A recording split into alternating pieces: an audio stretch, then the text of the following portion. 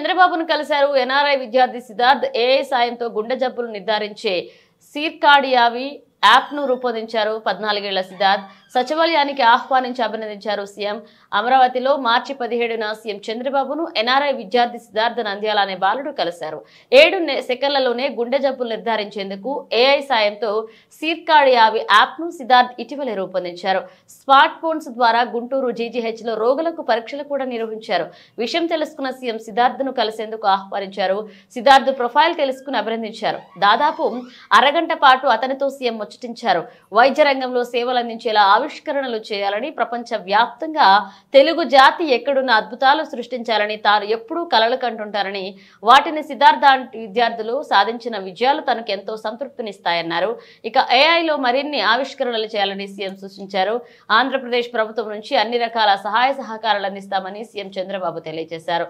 సిద్ధార్థ్ ను deputy CM Pawan Kalyan అభినందించారు. అనంతపురానికి చెందిన వీరి కుటుంబం 2010లో అమెరికాలో స్థిరపడింది.